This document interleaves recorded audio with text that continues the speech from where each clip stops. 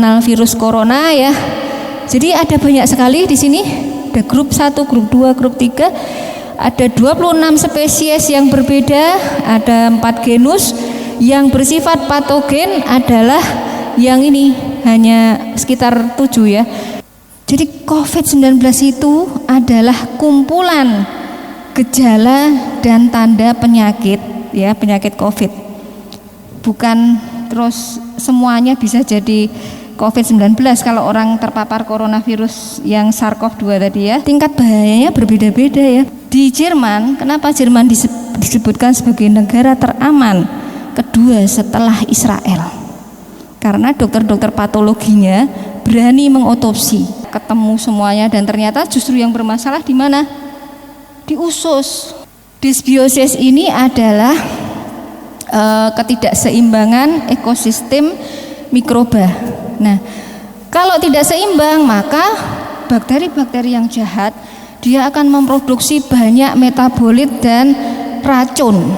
Dia bisa merusak otak, bisa merusak paru, hati, jaringan lemak, usus, dan menyebabkan penyakit sistemik. Nah, ini bukti dari Wuhan yang sangat-sangat penting. Di negara lain tidak ada bukti ini.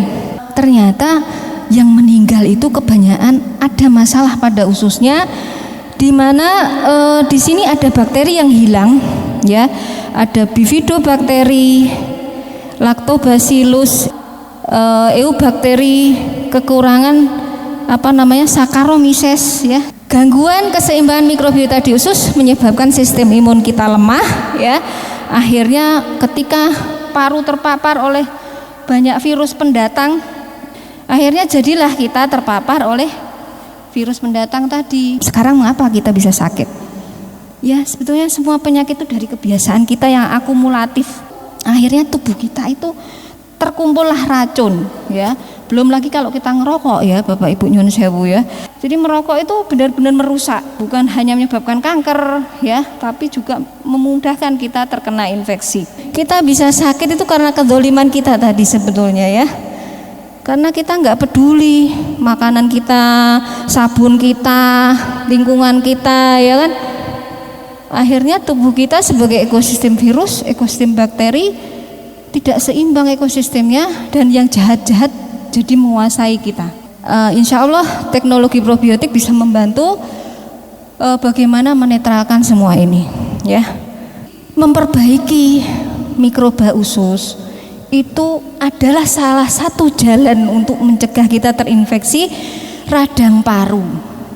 COVID ini radang paru sebetulnya, tapi ternyata yang bermasalah tadi di mana? Terutama usus, ya. Maka salah satu cara yang mudah sekarang ini untuk menyelamatkan orang-orang yang menderita COVID di Wuhan, dokter-dokternya menyarankan penggunaan probiotik. Ya, nanti banyak penelitiannya di sini ya. Nah, kalau ditambahkan probiotik apa yang akan terjadi? Di sini sistem imun menjadi lebih seimbang ya. Mikrobiota yang tadi diversitasnya kurang dia akan meningkat dan akan membantu tubuh memproduksi antibodi dan zat-zat untuk melawan virus yang patogen. Nah, ini biomolekul yang diproduksi oleh mikrobiota yang dia membantu mengatasi banyak penyakit di dalam tubuh kita ya. Ada yang ini lactobacillus. Nah, lactobacillus ini banyak terkandung dalam produk-produk ini ya. Jadi lactobacillus itu bersifat anti radang ya. Dia memicu pengeluaran hidrogen peroksida yang bisa membunuh bakteri yang jahat. Hidrogen peroksida itu disinfektan. Probiotik membantu produksi antibodi. Antibodi ini kalau dia melingkari kayak memborgol si virus tadi, virus nggak akan bisa berikatan. Dia akan dibersihkan, dibatukkan.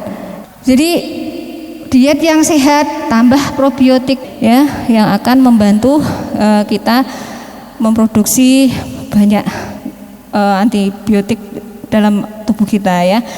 Nah, faktor yang mengaktifkan dan menghambat imunitas ya, yang menghambat rasa marah ya, putus asa, pokoknya emosi negatif, isolasi sosial. Nah, ini yang banyak terjadi di Indonesia. Stigmatisasi, bahkan banyak penolakan orang yang meninggal karena wabah itu ya, banyak sekali kita dapatkan.